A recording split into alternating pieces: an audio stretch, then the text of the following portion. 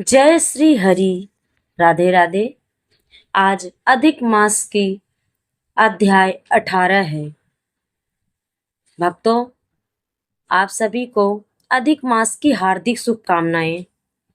अधिक मास को सनातन धर्म में बहुत पवित्र और पूर्णदायक माना जाता है। इसे पुरुषोत्तम मास भी कहा जाता है। यह मास लगभग हर 3 वर्ष में एक बार आता है। जब सूर्य और चंद्रमा मास की गणना में अंतर बढ़ जाता है, तब उस अंतर को संतुलित करने के लिए एक अतिरिक्त मास जोड़ा जाता है। यही अधिक मास कहलाता है। इस मास का विशेष महत्व भगवान विष्णु की भक्ति, पूजा और दान पुण्य को माना गया है। पुराणों के अनुसार पहले इस मास को कोई महत्व नहीं दिया जाता था और लोग इसे मलमास कहकर तुच्छ समझते थे। तब यह मास दुखी होकर भगवान विष्णु के पास गया। भगवान विष्णु ने इसकी पीड़ा सुनी और इसे अपना नाम देकर पुरुषोत्तम मास घोषित किया। तभी से यह मास अत्यंत श्रेष्ठ और पूर्ण फल देने वाला माना जाने लगा।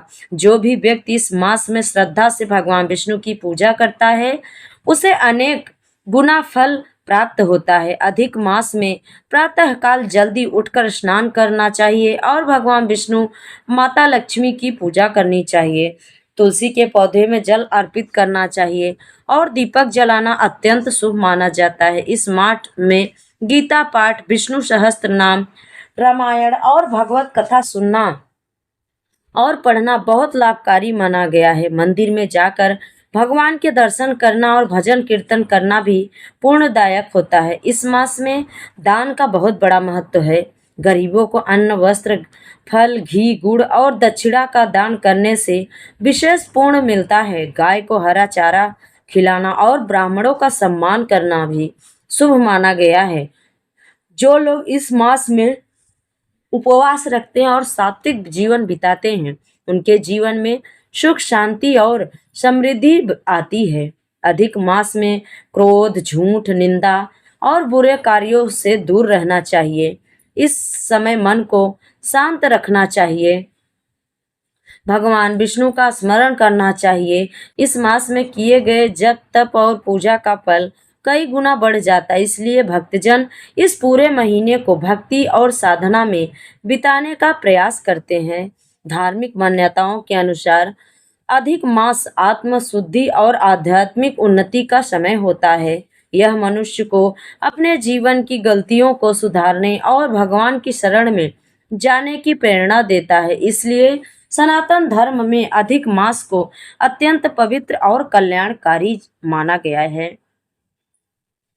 अभी हम आप सुने पुरुषोत्तम मास का महत्व। अब आइए सुनते हैं माता तुलसी की कथा। उसके बाद सुनेंगे धर्मराज की कथा, फिर माता सीता की, और उसके बाद सुनेंगे पुरुषोत्तम मास की कथा। प्रेम से बोलिए तुलसी माता की जय। प्रेम से बोलिए तुलसी माता की जय। बहुत समय पहले की बात है। एक गांव में एक वृद्ध ब्राह्मण और उसकी पत्नी रहते थे। दोनों भगवान विष्णु के बहुत बड़े भक्त और बहुत परम भक्त थे। उनके घर के आंगन में एक तुलसी माता का सुंदर पौधा था। प्रतिदिन वे प्रातः काल स्नान करके तुलसी माता को जल चढ़ाते, दीपक जलाते और भगवान का नाम लेते थे। धीरे धीरे उनकी भक्ति की चर्चा पूरे गांव में होने लगी। उसी गांव में एक धनी व्यापारी रहता था। उसके पास धन दौलत की कोई कमी नहीं थी, लेकिन उसके मन में धर्म और भक्ति के लिए सम्मान नहीं था। वह हमेशा गरीबों का अपमान करता और भगवान की पूजा का मजाक उड़ाता था। एक दिन उसने ब्राह्मण से कहा कि केवल तुलसी की पूजा करने से कोई लाभ नहीं है, ना तो कोई धन मिलता है। संसार में धन ही सबसे बड़ा है। ब्राह्मण ने विनम्रता से कहा कि धन से केवल शरीर का सुख मिलता है, लेकिन भक्ति और धर्म से आत्मा को शांति मिलती है। तुलसी माता भगवान विष्णु को अत्यंत प्रिय हैं, इसलिए जो श्रद्धा से उसकी पूजा करता है, उनके जीवन में सुख और शांति आती है। व्यापारी ने यह बात सुनकर हंस दिया और वहां से चला गया।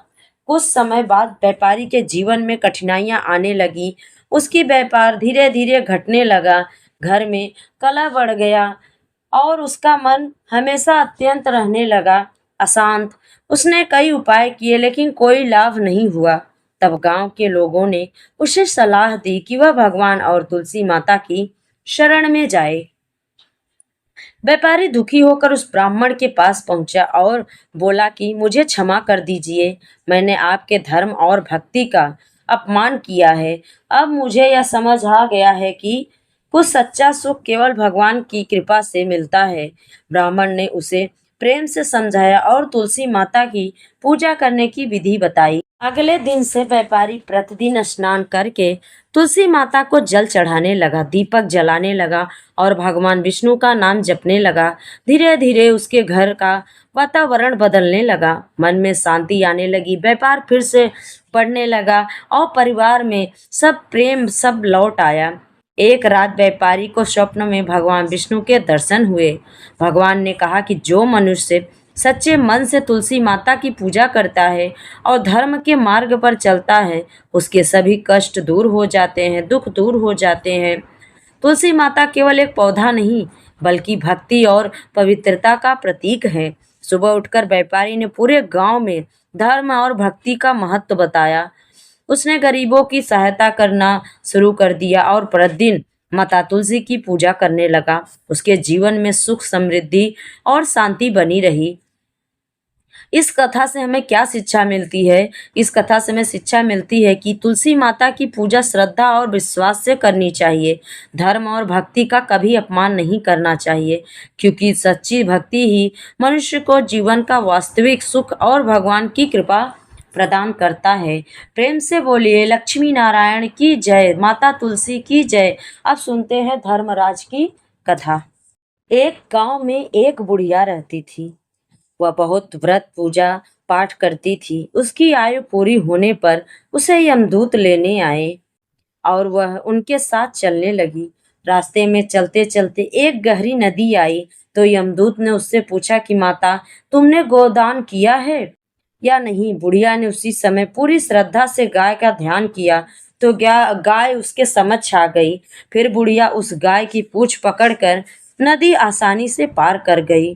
कुछ देर बाद उसके रास्ते में काले कुत्ते आ गए। तब यमदूत ने कहा कि कुत्तों को खाना दिया था या नहीं?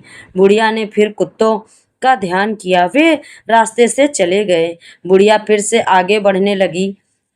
तब उसके रास्ते में कौवे आ गए और उन्होंने उसके सिर में नोच चोंच मारनी शुरू कर दी। तो यमदूत बोले कि किसी ब्राह्मण की बेटी के सिर में तेल लगाया था या नहीं?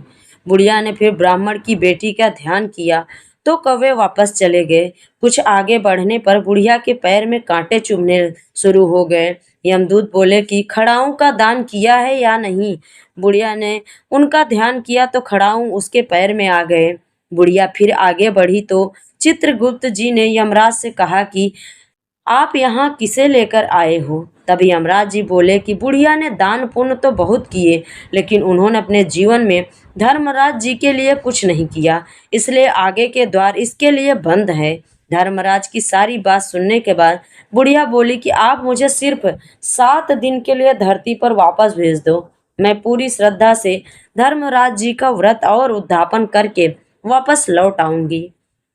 यमराज ने उन्हें वो धरती पर वापस भेज दिया। बुढ़िया अपने गांव आ गई और गांव वाले ने उसे भूतनी समझकर अपने घर के दरवाजे बंद कर दिए। जब वह अपने घर गई तो उसके बेटे बहू ने भी डर के मारे दरवाजे बंद कर दिए। बुढ़िया ने कहा कि मैं भूतनी नहीं हूँ, मैं तो धर्मराज की आज्ञा से सिर्फ 7 दिन के लिए धरती पर वापस आई हूँ। इन 7 दिनों में मैं धर्मराज जी का व्रत और उद्यापन करूंगी, जिससे मेरे लिए परलोक के रास्ते खुल जाए। बुढ़िया की बातें सुनकर बहू बेटे उसके लिए पूजा की सामग्री ले आए, लेकिन जब बुढ़िया कहानी कहती है तब वह हुंकारा नहीं भरते, जिससे बुढ़िया बाद में अपनी पड़ोसन को कहानी सुनाती है और वह हुंकारा भरती है। इस तरह से 7 दिन धर्मराज की विधि विधान, व्रत पूजा और उद्यापन करने के बाद धर्मराज जी बुढ़िया को लेने के लिए विमान भेजते हैं। स्वर्ग से आए विमान को देखकर उसके बेटे बहू के साथ सारे गांव वाले भी स्वर्ग जाने के लिए तैयार हो गए। बुढ़िया ने कहा कि कहाँ तुम तैयार हो रहे हो? मेरी कहानी तो सिर्फ मेरी पड़ोसन ने सुनी है, इसलिए वही मेरे साथ जाएगी। तब सारे गांव वाले बुढ़िया से धर्मराज जी की कहानी सुनाने का आग्रह करने लगी। तब बुढ़िया उन्हें भी कहानी सुना दी। कहानी सुनने के बाद गांव के सभी लोग विमान में बैठकर स्वर्ग जाते हैं तो धर्मराज जी कहते हैं, मैंने तो विमान केवल बुढ़िया को लाने के लिए भेजा था। तब बुढ़िया माई ने कहा कि हे धर्मराज जी, मैंने अपने जीवन में जो भी पुण्य किए हैं उसमें से आधा भाग मैं आप गांव वालों को देना चाहती हूँ। इस तरह से धर्मराज ने ग्रामवासियों को भी स्वर्ग में जाने दिया। हे धर्मराज महाराज, जैसे आपने बुढ़िया और उसके गांव के सभी लोगों को स्वर्ग में जगह दी, उसी तरह से हमें भी देना। साथ ही कहानी सुनकर हुंकारा भरने वाले को भी और कहानी कहने वाले को भी परलोक में जगह देना। प्रेम से बोलिए यमराज जी की जय। अब सुनते हैं पोपा बाई की कहानी।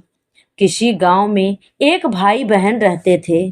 भाई की शादी हो गई थी लेकिन उसकी बहन की शादी नहीं हुई थी। बहन का नाम पोपा बाई था। पोपा बाई हमेशा व्रत और नियम करती थी। एक दिन उसके भाई भाभी ने उससे शादी के लिए कहा। तब उसने शादी के लिए मना कर दिया। उसने अपनी भाई भाभी से कहा, मेरे रहने के लिए गांव के बाहर एक झोपड़ी बनवा दो, मैं उसी में रहकर अपना जीवन व्यतीत कर लूंगी। और उसके बाद उसने गांव के सभी लोगों से कहा, हे गांव वालों, आप अपने अपने गाय बछड़े को मेरे झोपड़ी के पास घास चरने के लिए छोड़ दिया करो। मैं सभी के गाय बछड़ों की देखभाल किया करूंगी। जो भी बच्चा सूखा खाना हो वह भेज देना, मैं वही खाकर रह लूंगी। इसी तरह बहुत दिन बीत गए। एक दिन उस देश का राजा शिकार खेलने जंगल को जा रहा था कि उसकी नज़र गांव के बाहर बने पोपाबाई के झोपड़े पर पड़ी। राजा झोपड़े के पास जाकर आवाज लगाने लगा, यहाँ कौन रहता है? जब कोई भी उत्तर नहीं मिला तो झोपड़े के दरवाजे को खटखटाने लगा। खटखटाने की आवाज सुनकर पोपाबाई ने अंदर से ही पूछा, बाहर कौन है?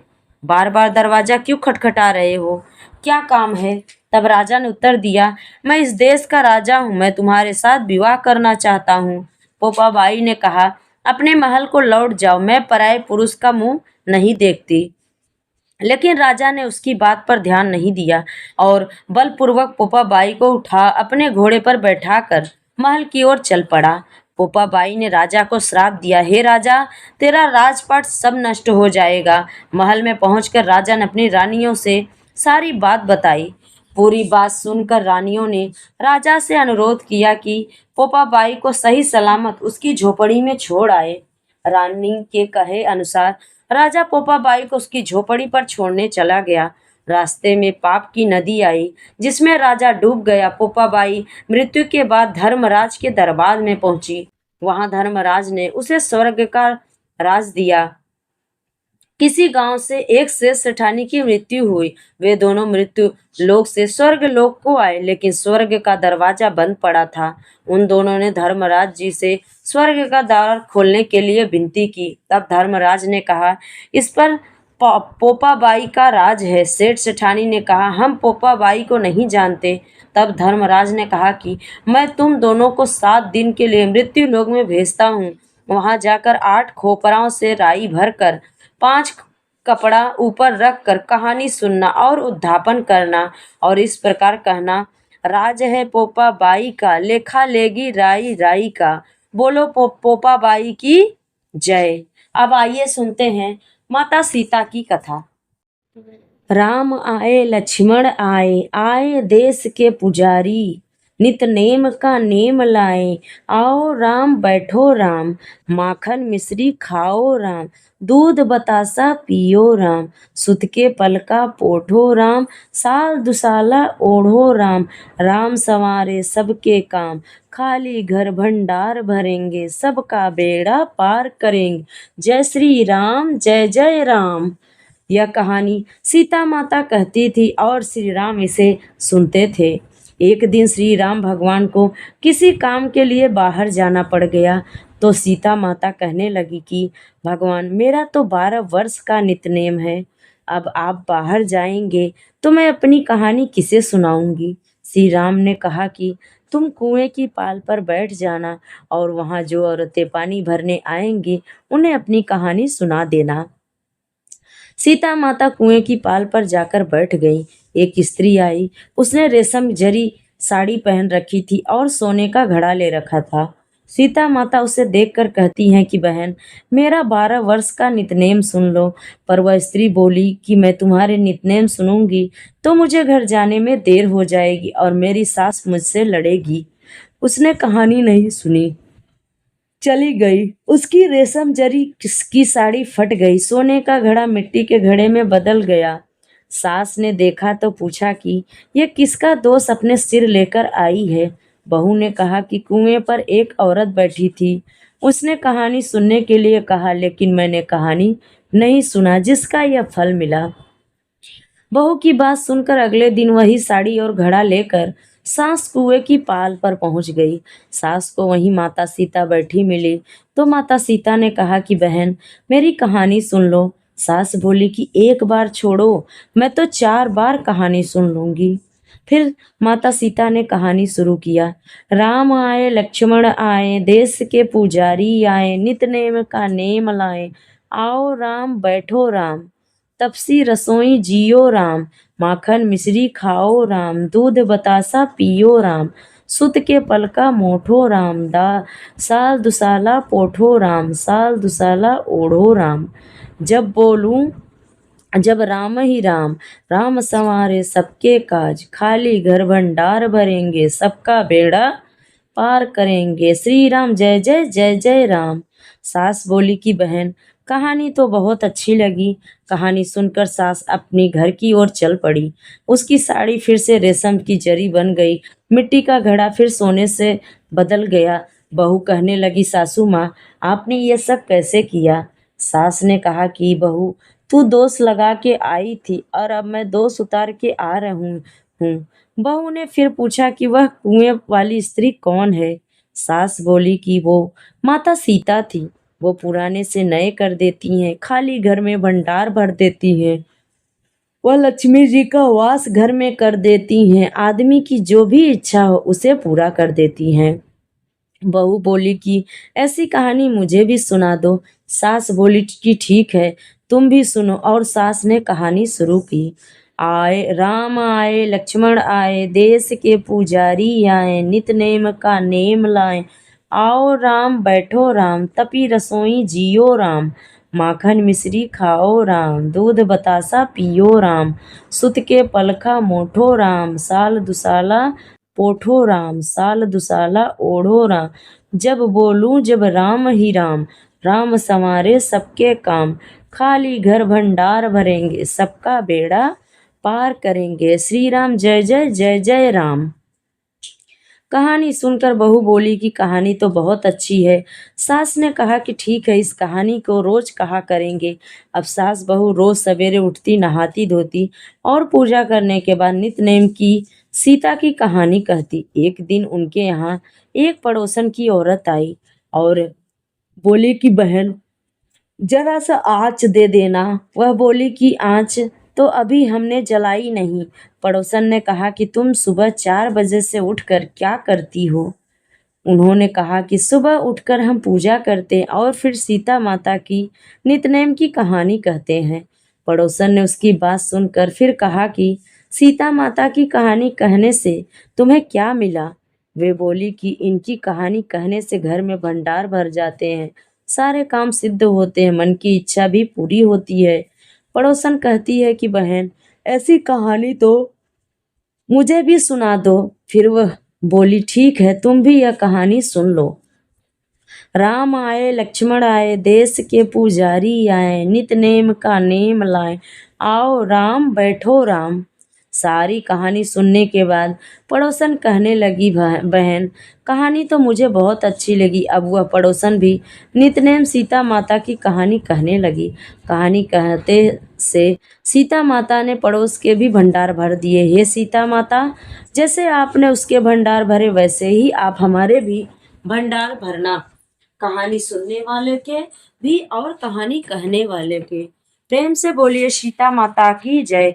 अब सुनते हैं अधिक मास की कहानी, पुरुषोत्तम मास की कहानी, अध्याय 18। जय श्रीमन नारायण। नारद जी बोले, हे तपोनिधि, उसके बाद साक्षात भगवान वाल्मीकि मुनि ने राजा दृंधवा को क्या कहा, सो आप कहिए। श्री नारायण बोले, वह राजा श्री दृंधवा अपने पूर्व जन्म का वृत्तांत सुनकर आश्चर्य करता हुआ मुनि श्रेष्ठ वाल्मीकि मुनि से पूछता है, हे ब्राह्मण, आपके नवीन सुंदर अमृत के समान वचनों को बारंबार पान कर भी मैं तृप्त नहीं हुआ, इसलिए पुनः उसके बाद का वृत्तांत कहिए। वाल्मीकि मुनि बोले, हे जगतपति, इस प्रकार उस ब्राह्मण के विलाप करते समय गर्जना से दसों दिशाओं को गुंजित करता हुआ असमय में होने वाला मेघ आया। पर्वतों को कपाने के लिए समांतरिक्ष सर्पों वाला वायु बहने लगा और बिजली अत्यंत चमकती हुई अपनी आवाज से 10 दिशाओं को पूर्ण करती है। इस तरह 1 मास तक वृष्टि हुई, जिस जल से पृथ्वी भर गई, परंतु पुत्र शोक रूप अग्नि के ताप से संतप्त वह ब्राह्मण कुछ भी नहीं जान सका, न तो जलपान किया और न ही भोजन किया। केवल हे पुत्र इस प्रकार कहकर विलाप करते हुए ब्राह्मण का उस समय जो मास व्यतीत हुआ वह श्री कृष्ण चंद्र का प्रिय पुरुषोत्तम मास था। सो न जानते हुए उस ब्राह्मण को पुरुषोत्तम मास का सेवन हो गया। उस पुरुषोत्तम मास के सेवन से अत्यंत प्रसन्न नूतन मेघ के समान स्वर्ण वनमाला से विभूषित हरि भगवान स्वयं प्रकट हुए। जगत के नाथ हरि भगवान के प्रकट होने पर मेघ समूह गायब हो गया। उस ब्राह्मण ने पुरुषोत्तम श्री कृष्ण चंद्र को देखा।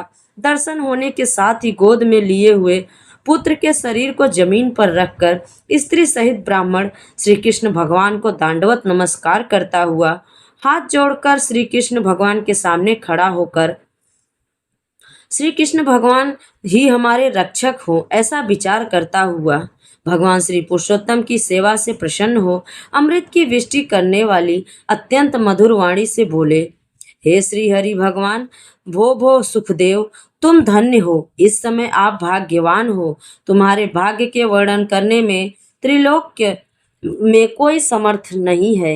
हे वत्स, हे तपोधन, जो तुम्हारा होने वाला है उसको हम कहेंगे। तुम सुनो हे ब्राह्मण, 12,000 वर्ष की आयु वाला पुत्र तुमको होगा। इसके बाद तुमको पुत्र से होने वाले सुख में संदेह नहीं है। हे दिग्जात्मा, प्रसन्न मन से मैंने यह पुत्र तुमको दिया है। हमारे प्रसाद से होने वाले तुम्हारे पुत्र सुख को देखकर हे द्विजोत्तम, देवता, गंधर्व और मनुष्य लोग पुत्र सुख की इच्छा करने वाले होंगे। इस विषय में तुमसे प्राचीन इतिहास मैं कहता हूँ, जिस इतिहास को पहले मार्कंडेय मुनि ने राजा रघु से कहा था। प्रथम कोई श्रेण मन वाले धनु नामक मुनीश्वर लोगों को पुत्र रूप मानसिक चिंता से जले हुए देखकर दुखित हुए और अमर पुत्र की इच्छा करके दारुण तप करने लगे। 1000 वर्ष बीत जाने पर मुनि से देवता लोग बोले, हे मुनीश्वर, तुम्हारे कठिन तप से हम सब प्रसन्न हैं, इसलिए अपने मन के अनुसार श्रेष्ठ वर को मांगो। श्री नारायण बोले, देवताओं के अमृत तुल्य इस वचन को सुनकर उस तपोधन धनु नामक मुनि ने बुद्धिमान और अमर पुत्र को मांगा। उस ब्राह्मण से देवताओं ने कहा कि पृथ्वी में ऐसा पुत्र नहीं है। तब धनु मुनि ने देवताओं से कहा कि अगर ऐसा पुत्र दो जिससे आयु की मर्यादा बधी हो। देवताओं ने कहा कि कैसी मर्यादा चाहिए, कहो। इस पर उस मुनि ने भी कहा कि यह महान पर्वत जब तक रहे तब तक उसकी आयु होवे, ऐसा ही हो। इस प्रकार कहकर इंद्र और देवता सब लोग स्वर्ग चले गए।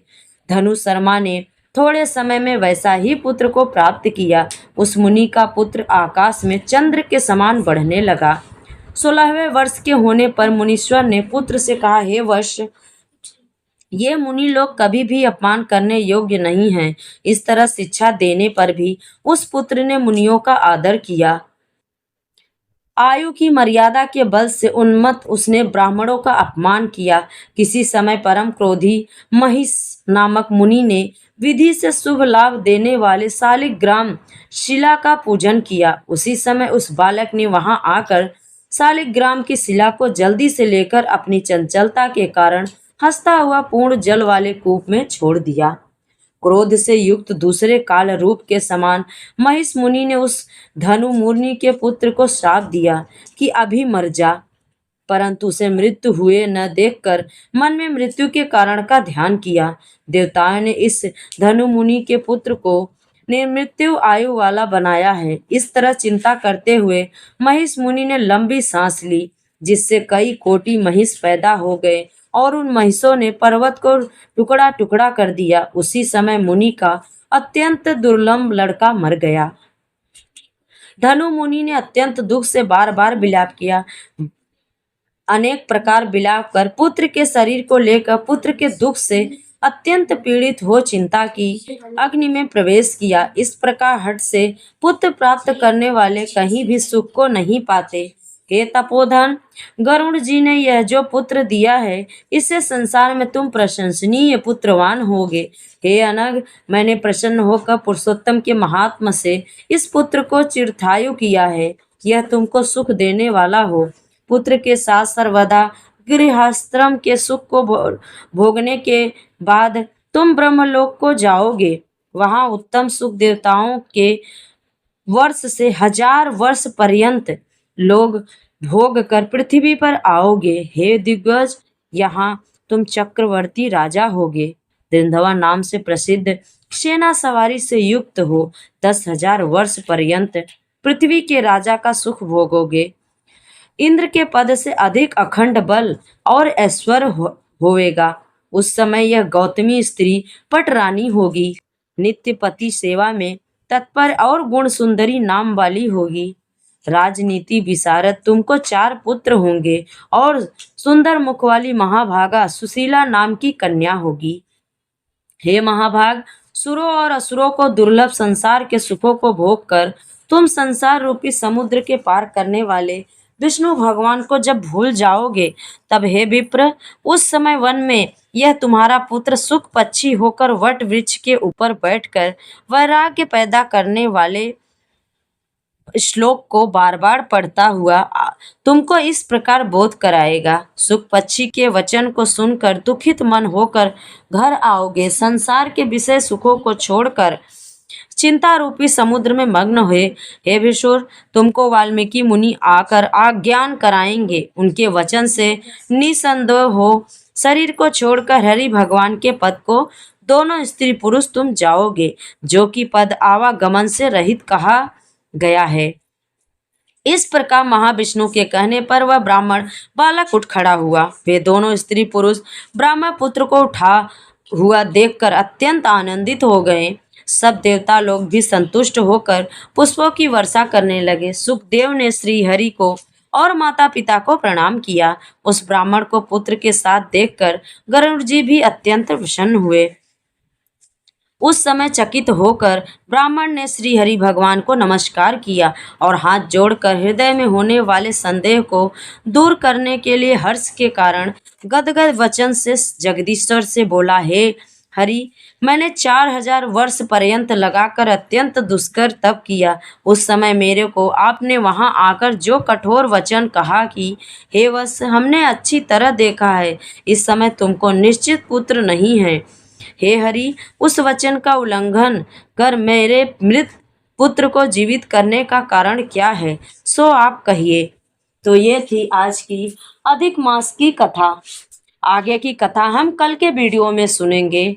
आप सभी को कथा अच्छी लगे तो लाइक, शेयर और चैनल को सब्सक्राइब करना मत भूलिएगा और कमेंट में लक्ष्मी नारायण जरूर लिखिएगा। आप सभी को मंगलवार की कथा भी सुनने का रहे तो आप लोग मेरे चैनल पे जाकर सुन सकते हो। जय श्री हरि, जय श्रीमन नारायण।